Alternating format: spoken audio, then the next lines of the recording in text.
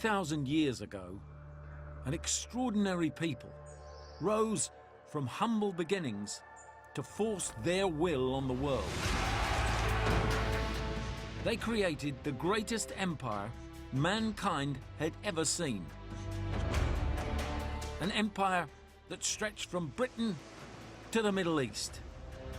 It lasted 1,000 years and shaped the way we live today. I'm Larry Lamb, actor, radio presenter, and history fanatic. I feel like a kid at Christmas. In this series, I'm going to travel back beyond the marble monuments to ask who these people were and why they were so successful. Wow. From the empire's earliest ruins to her first conquests in Africa. From kingdom to republic, from Romulus and Remus to Julius Caesar. I want to uncover the extraordinary story of how Rome became the world's first superpower.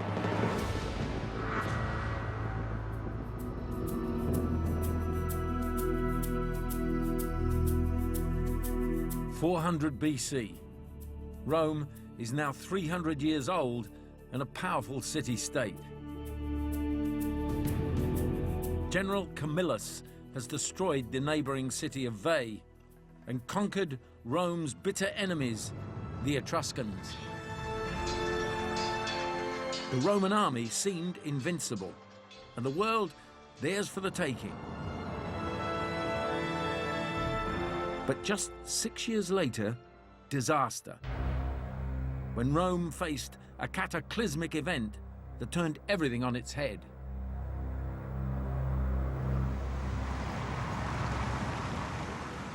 Now I'm tracking down a clue to this devastating episode. It's not a statue or a temple. In fact, it's in the last place you'd ever expect, deep in the heart of Rome's Termini train station. Not exactly what you'd expect to find in the middle of, say, King's Cross Station. Large piece of architectural remains. But this great big chunk of masonry is only a small piece of the puzzle. It's just one of a number of fragments dotted around the city.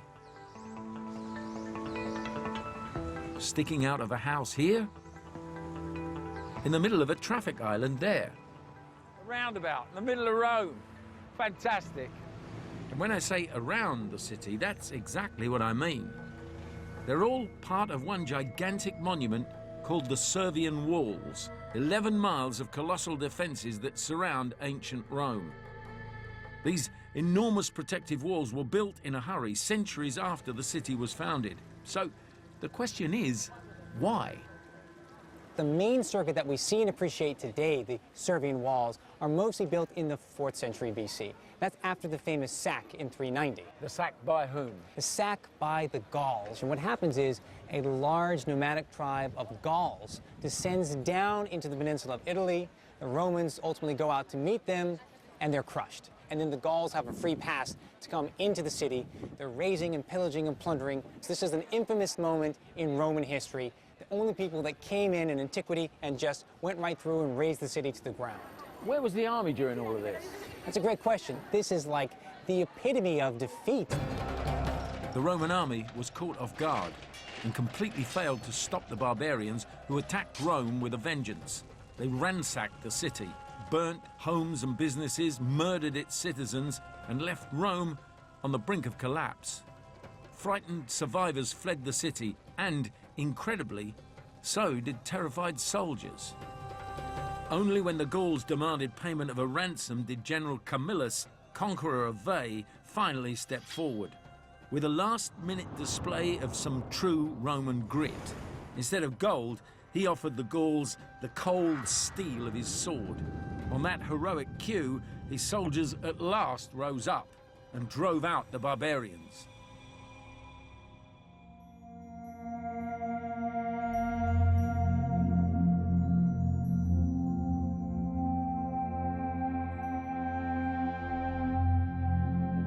I never realised that Rome had come so close to destruction and that the citizens were about ready to desert the city. But when you see the size of those new walls that they built, you really understand just how psychologically battered they'd been. With these imposing walls, the Romans cried never again. But Rome needed more than walls. Next, they turned to the army that had failed them, with a plan to turn it into the ancient world's ultimate fighting machine. But finding direct evidence of this transformation isn't easy, which is why I'm traveling 5 hours north of Rome to Cremona. Very little military evidence has survived from the Roman Republic. That makes it difficult to picture what the army was like. So I've come here to see one particular artifact that evidently has a story to tell.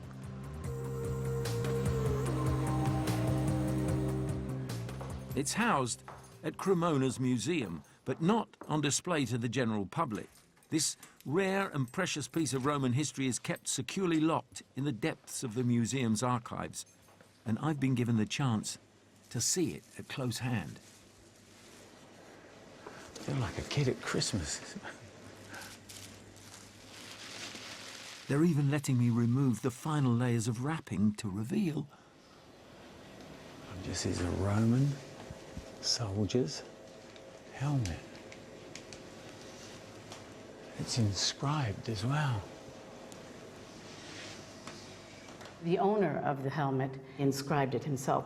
It has his name, M, which is an initial for Marcus, and then there's AR, which is Aruntus. It's the name, in fact, of his owner. He was a slave, a freed slave.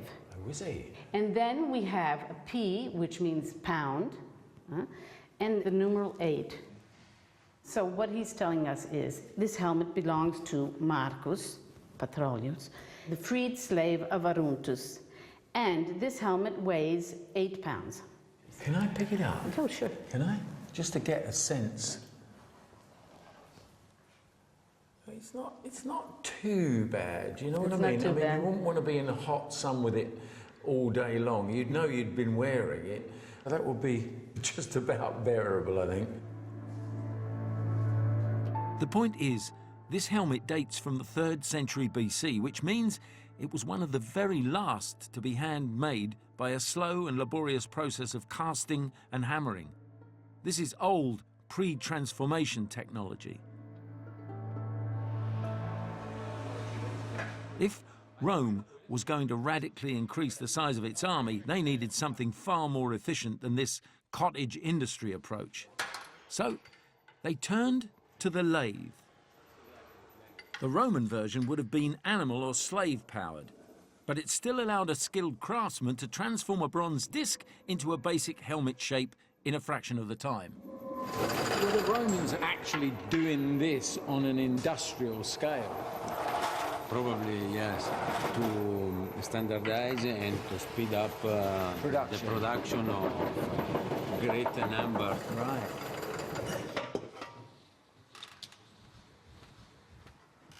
Grazie, signore. A few skilled cuts with the tin snips later, and we're almost done.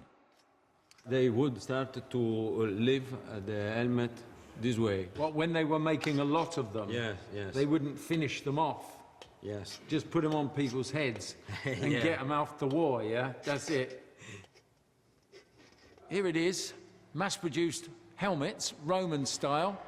The push was on, they needed more, and making them in forges and banging them with hammers wasn't enough. Weapons, armour and battle tactics all received the same dramatic overhaul as Rome's army was geared up for a century of expansion throughout Italy, which would bring it face to face with its greatest and deadliest foe.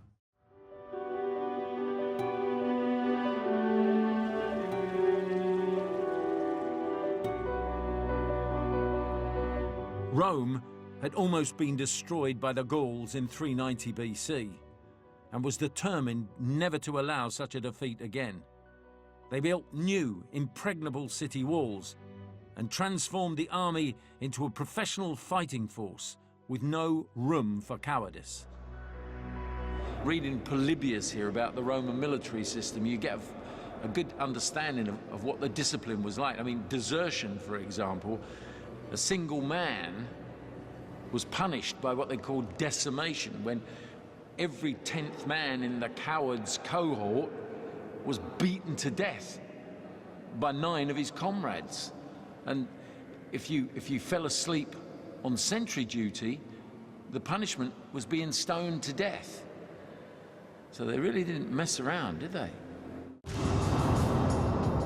Fueled by the humiliation of defeat, the Romans decided the best form of defense was attack.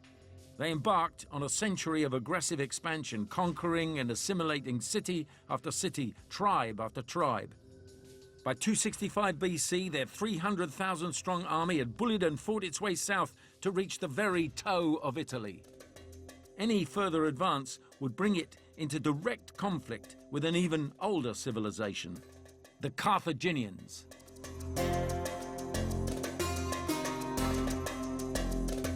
The city of Carthage, now in modern Tunis, was the Rome of North Africa, with origins reaching all the way back to the 9th century BC.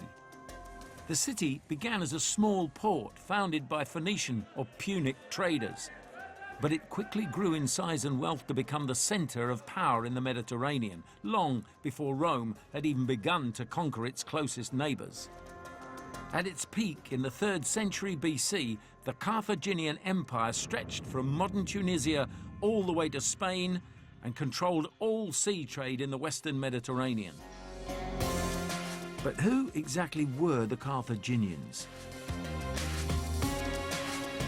For a rare insight into the sheer sophistication of Rome's great Punic rivals, I'm making my way to the remarkably well-preserved ruins of a coastal town called Kherkouan.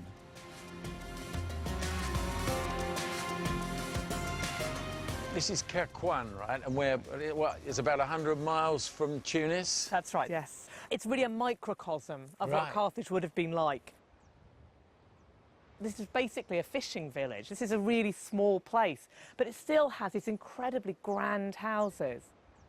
These houses had courtyards, wells, intricate mosaics, all in a seaside town. And wait till you see the luxuries on offer. This is the wet room, basically, and the bathroom area. You've got a sort of hip bath for 2 people. I've got to have a sit in there.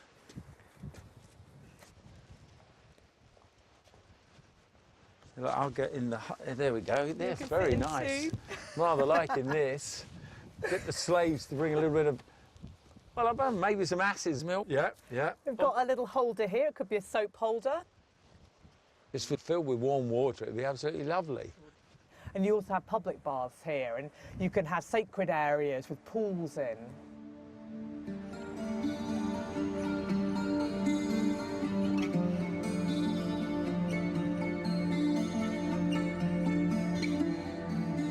Very neat, isn't it? It's very neat, and that's the real difference between Carthage and Rome. In this period, Rome is a kind of tangled mess of little streets. It's hidden inland up a river, whereas Carthage is this magnificent seaport laid out on a grid full of great public architecture, incredibly cosmopolitan city.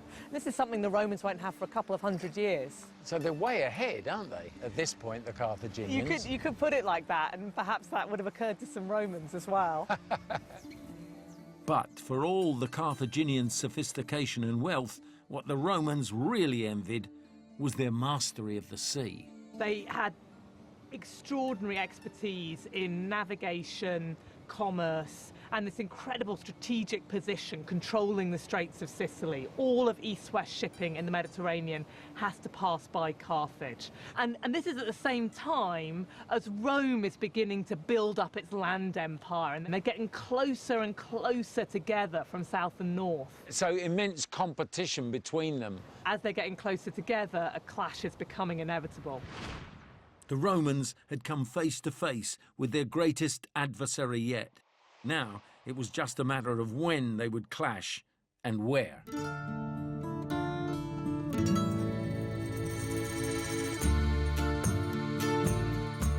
I've come to the island of Sicily, caught midway between these two opposing forces.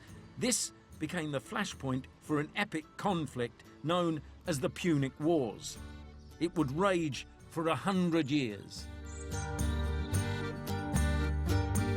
This central position of Sicily within the influence of both cities meant things here were certainly going to come to a head. And in 264 BC, they very definitely did.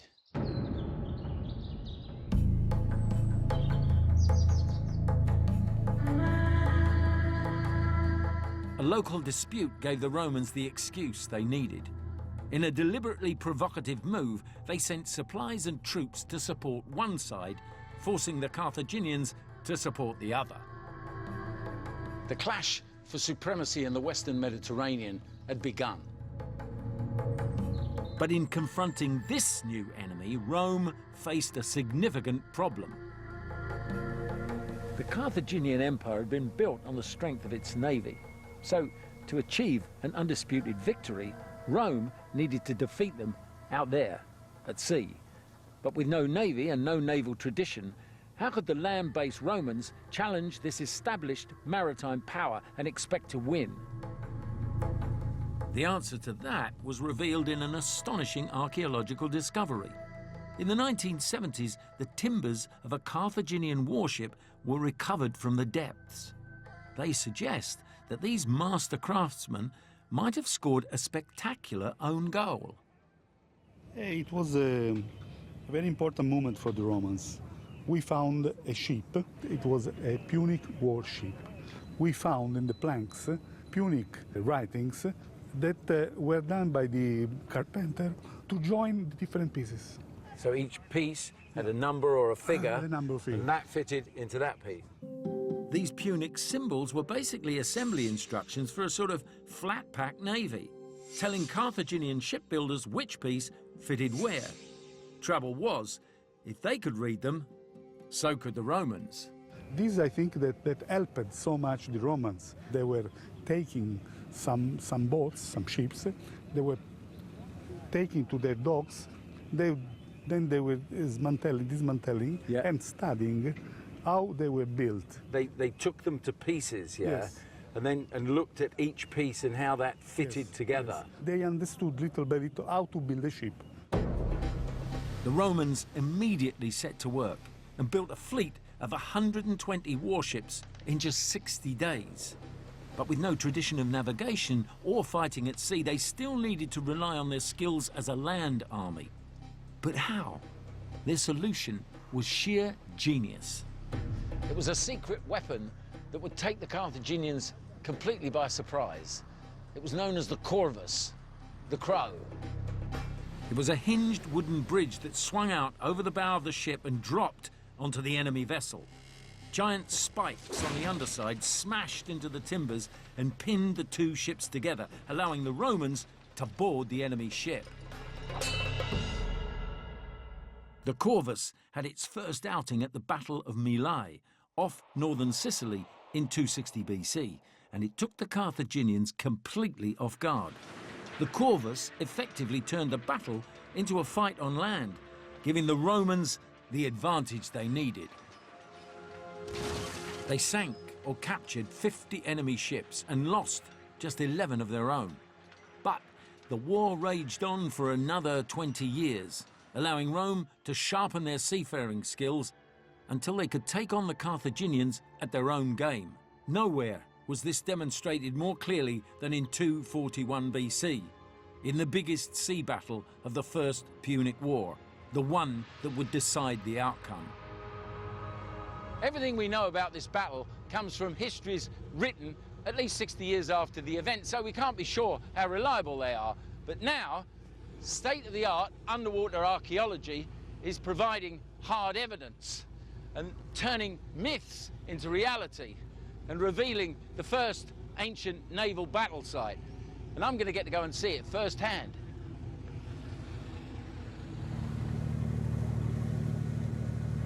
I'm aboard the scientific research vessel Hercules and heading to the waters off the northwest coast of Sicily. Legend has it this pivotal encounter took place here near the Egadi Islands. Polybius describes how ships fitted with metal battering rams attacked each other head-on. Maneuvering an entire warship into position for a precision attack like this requires the very highest level of seamanship. So, for centuries, historians took these grand claims with a pinch of salt. But since 2005, Dr. Jeff Royal and his team have used echo sounding and robotic cameras to search these waters for evidence to support Polybius's account. Just spin a little and see what's hand to the right or spin to the right. Yeah, just spin the whole RV. Recently, Dr. Royal's team struck pure archaeological gold, or more accurately, bronze. Breaking the surface for the first time in nearly 2,500 years, this is one of those actual battering rams. But it's only the latest of 11 rams discovered here since 2008, all of which have amazing stories to tell about the epic battle that took place here.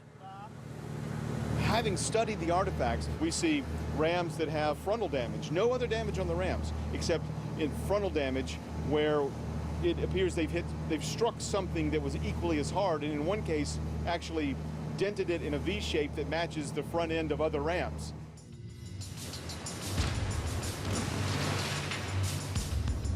It must have been an incredible sight. 450 warships jostling for position, trying to smash and tear holes in the enemy, all fueled by a bitter mutual hatred.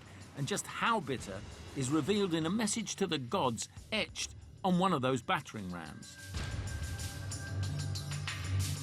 This is Punic one because we know from the inscription that is written, it says that Baal, that was the most important Punic god, Right. that Baal could let penetrate this object into the body of the enemy ship. In the same way that they used to paint inscriptions on bombs in the Second World Yes, War, yeah? yes. Send this one to Hitler or something, yeah. Even though they outnumber the Romans by 50 vessels, the Carthaginians' prayers fell on deaf ears. Their losses ran to 120 warships, 4 times the Roman casualties. And for me, that says exactly why the Romans would always rise above the rest. I mean, who else would challenge Carthage at sea, expecting to win, and even at those odds, come out on top? Defeating the Punic navy meant the war was over, leaving Rome the master of the known world, for the moment. Now, here's your chance to experience the sights and sounds of the Eternal City with our fantastic 4-night trip to Rome, courtesy of Kirker Holidays. This is no ordinary trip, as you and a friend will fly business class and stay in 5-star accommodation in the heart of the city. Soak up the history as you enter the world-famous Colosseum, and take in the culture as you explore the city with your own private walking tour. You'll also receive guide notes, concierge service, plus £1,000 spending money. So, for your chance to win, text ROME to 85545 or post your name and phone number to Rome, PO Box 7557, Derby, DE10NP. Texts cost £1.50 plus 1 message at your standard network rate. Lines close at midday on the date shown on screen and 3 days later for postal entries. For rules, go to channel5.com/win.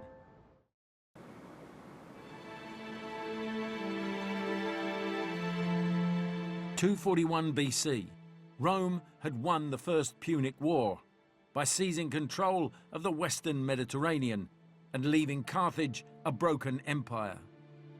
The Republic's victory in Sicily had come with a price. It had won them the war, but it had triggered a hatred of Rome in the Carthaginians that would be passed from father to son for generations to come. One son in particular would grow up to test the Roman strength to the limit.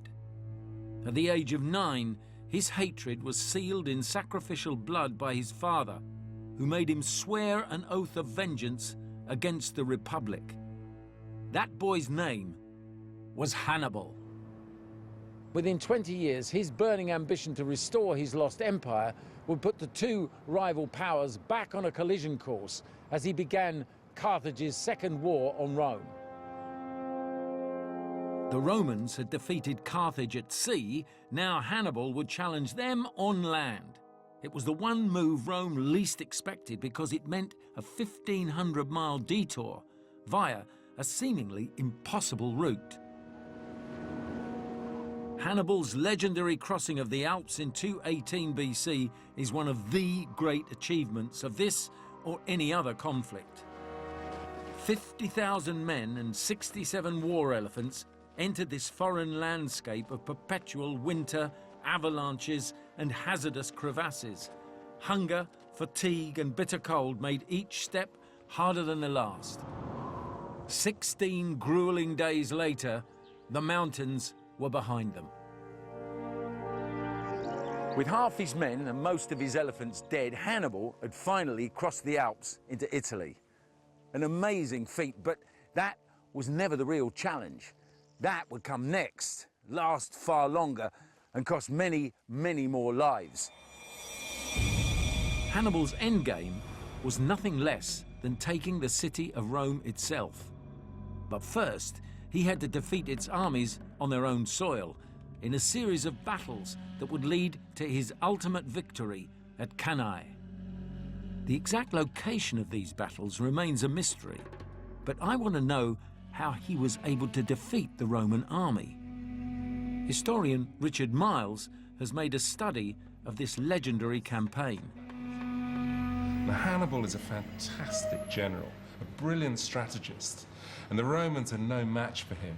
And so in the first two battles, he wins easily and destroys much of their army. But at Cannae, in 216, this was the big one. To steal his spectacular victory, Hannibal cunningly outwitted the Romans with tactics they'd never seen before. And what he did is he realized that the Romans were tending to bunch all their best troops in the middle. As you would do, you put your best troops right in the heart of your army. Knowing that the Romans expected him to do the same, Hannibal placed his weakest troops in the center with his finest men on the wings. And so the Romans get drawn in and they get sucked in. They think this is easy, so they push forward. Yeah. And what they don't realize is those strong Carthaginian troops come around the side of them and basically surround them. And then it's like a killing zone, like a total massacre. In one of the bloodiest battles in ancient history, the Roman army was decisively and humiliatingly cut down at Cannae. 70,000 soldiers slaughtered, 10,000 more taken prisoner, and worse still, Rome lost 80 of its greatest commanders. He'd destroyed the Roman military, and now Hannibal marched straight to the capital. In 216 BC, the Romans witnessed a terrifying sight. A deadly enemy camped outside the city. Not the Gauls this time, but the Carthaginians. Exactly what they don't want, like this whole sort of this freaky old fear that they've carried for 150 odd years, right? It's all happening again. A very nice piece of understatement, exactly what they don't want. Yeah. What's going on inside, you know, between the Senate and the people? Inside Rome, there's all sorts of finger jabbing and finger pointing and recriminations going on, and people blaming each other. This was Rome's worst nightmare. Surely nothing could stop Hannibal fulfilling his father's wish. Rome's destruction seemed inevitable. What happened next? Well, it's a complete anticlimax, damp squib. Everyone's waiting for him to attack. Everyone's panicking, and then he goes away again, marches off. And the thing that I find really puzzling is after all this great big campaign and he's finally arrived at the gates of Rome, why didn't he attack? Well, I think the first thing is that, I mean, attacking a city with huge great walls around it is not an easy thing to do. It takes time. You know, you have to sit out there for God knows how long. What he really wants to do is he wants to get them to the negotiating tables. Right. You have to think about the way that wars have been fought in this period in the ancient world. You fight, and then when one side are beginning to lose badly, you come to the table and you negotiate and you work out a deal. Yeah. The Romans break all the rules of diplomacy and war, because the Romans don't have any kind of reverse gear. So they will not negotiate with you, even if you've got them like that by the jugular. They will not negotiate with you. They say, no, bring it on, bring it on. Really? And so how do you negotiate with somebody who won't negotiate with you? And so I think he's flummoxed. The mighty Servian walls had done their job by making a full frontal attack impossible, and Hannibal simply couldn't afford a 10-year siege. What had really beaten him, though, was the intractable Roman mindset. It left Hannibal no choice but to retreat. Don't forget about your chance to win our fantastic 4-night holiday to Rome. Courtesy of Kirker Holidays, you'll fly business class and stay in 5-star accommodation with £1,000 spending money. To enter, text ROME to 85545 or post your name and phone number to Rome, PO Box 7557, Derby, DE10NP. For rules, go to channel5.com/win. Typically, the Romans' first thought was vengeance.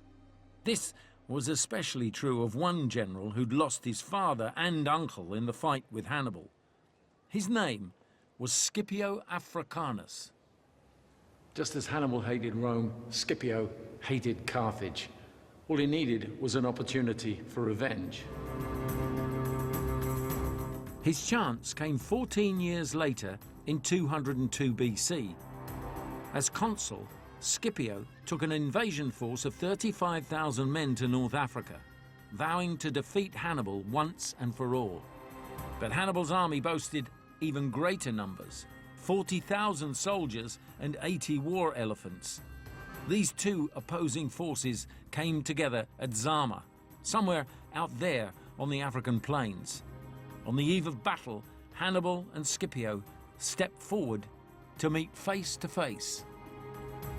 Between these two men, control of the whole Mediterranean world was hanging in the balance. According to Polybius, Hannibal was the first to speak. Our rival claims on Sicily first made us enemies.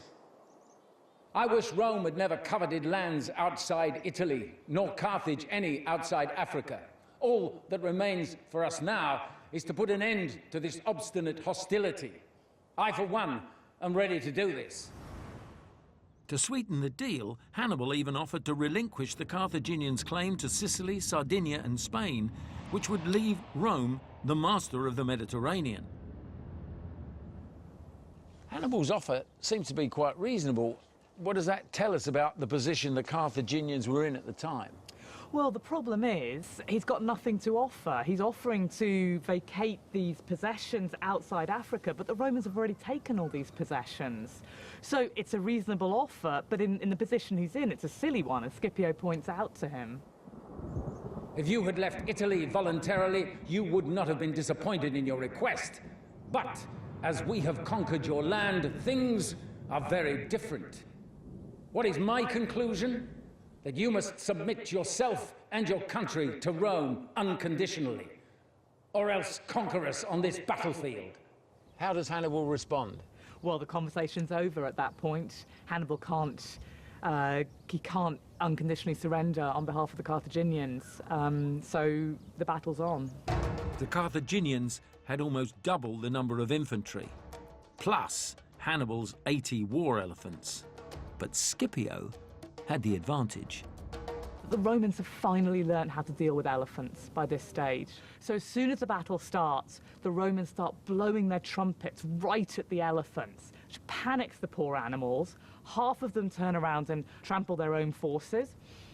The other half carry on into the Roman ranks, but the Romans are ready for them, and they simply open up huge corridors in among the infantry, and they simply pass through the Roman troops.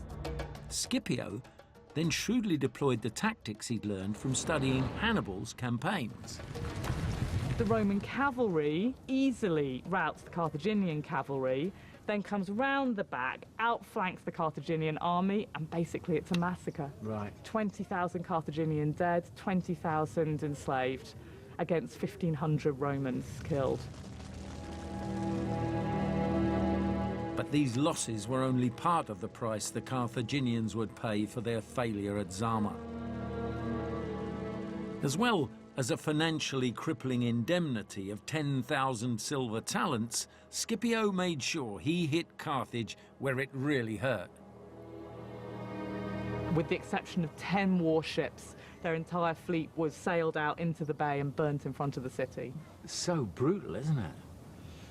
Burned all their ships, I mean, the source of all their wealth. Yeah. It was an important statement for the Romans to make. Yeah. The reparations alone were intended to put Carthage out of commission once and for all. But the Carthaginians had survived Rome's hard-nosed peace settlements before and managed to pull themselves back from the brink. So it sort of leaves me wondering, despite Scipio's tough talk, if Rome had actually done enough.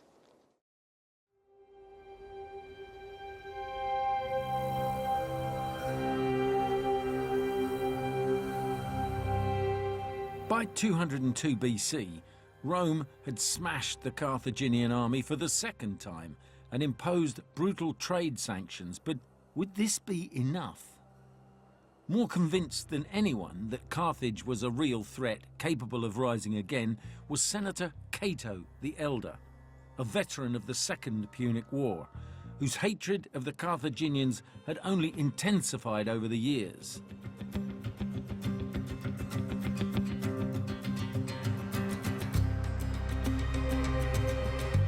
I've come to Tunis, site of the old city of Carthage.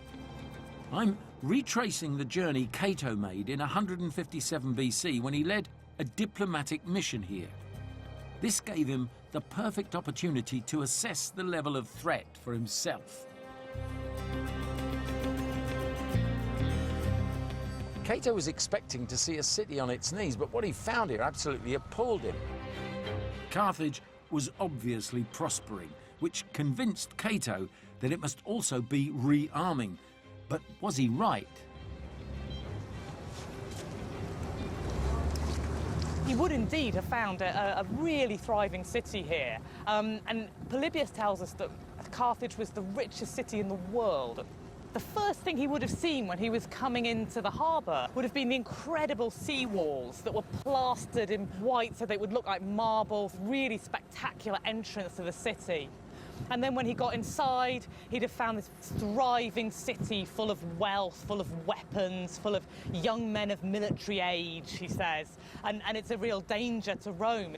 They found a lot of timber, which could be used to build boats, but they didn't find the boats. But that might be because they didn't actually come into this part of the harbour, because this was behind an extra wall. Really? Yeah. So it was a hidden... This was a hidden part of the harbour. Right. And behind it was something extraordinary, a massive naval shipyard where the Carthaginians were building a secret navy. This looks to me like something of a slipway, yeah? Right, and it's not the only one. This entire island in the middle of this circular port is a shipshed complex. You could probably fit 50 or 60 ships all in slipways like this. And around the edge of the port, there was a whole other set of slipways. Altogether, you could probably fit 170, 180 ships in here. And we're talking large ships. We're talking the kind of ships that you could take to war. So what we seem to see here is probably some kind of military complex. This model of the original shipyard reveals an astonishing piece of military engineering. Cato may never have laid eyes on it, but he'd already seen enough to confirm his suspicions.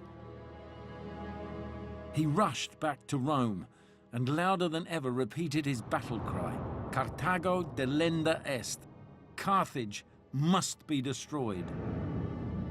The Senate took him seriously, and the Romans instantly attacked, catching the Carthaginians by surprise. They surrounded the city and discovered the Carthaginian secret armada. They now had their most bitter enemy by the throat. The Romans forced them to disarm. They completely disarmed.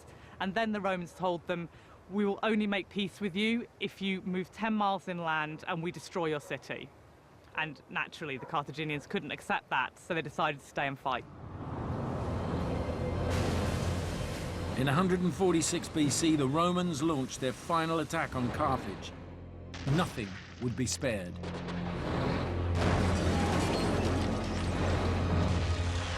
Were they under orders to destroy everything? They seem to have been. They seem to be under orders to kill everyone they met, and when the soldiers were clear, they burnt.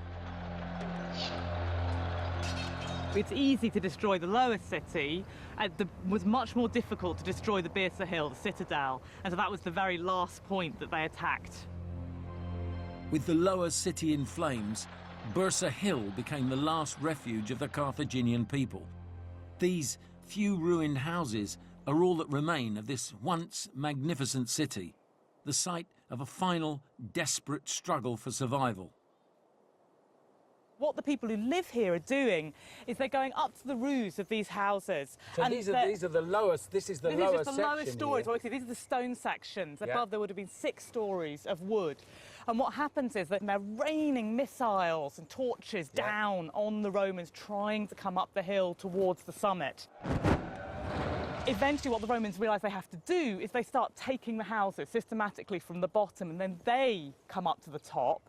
They throw the inhabitants down 6 stories into the street below them. Down into where we're standing now. Down into where we're standing now. They start putting gangplanks across the roofs. You see the houses are really close together. Right. So then you've got Romans moving along at street level, and you've got Romans coming 6 stories above them across the roofs and killing everything they see.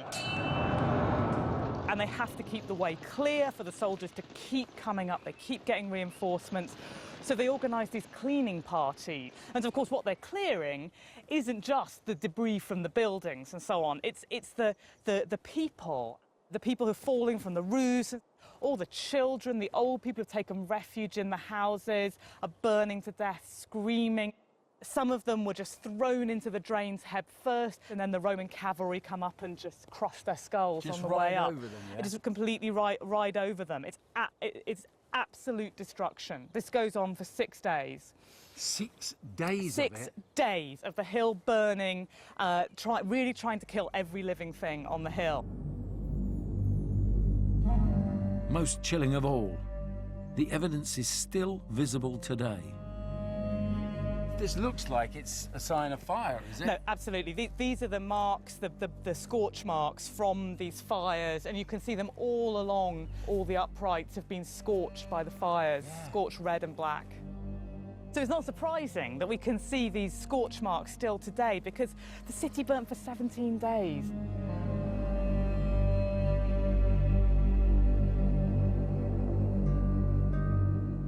The clash of civilizations was over. With this ruthless act of destruction and genocide, Rome had won its world war. Carthage fell.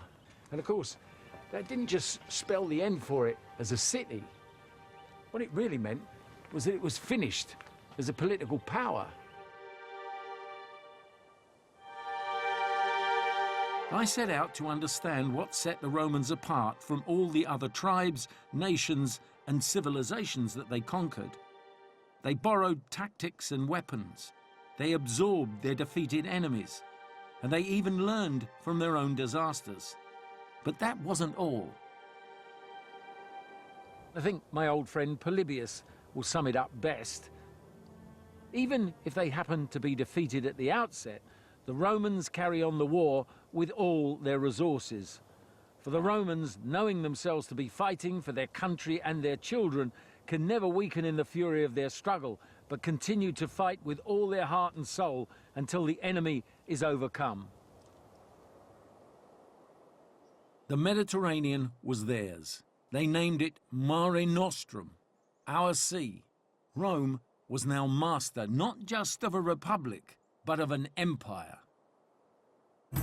Next time, I learn how Rome turned its back on its own citizens and discover the unlikely hero who fought for justice for the people, but paid for it with his own life. Tonight, Channel 5 follows the stories of parents and medical staff in Liverpool giving much-needed love to miracle babies. The new series starts at 9. Next this afternoon, it's Home and Away.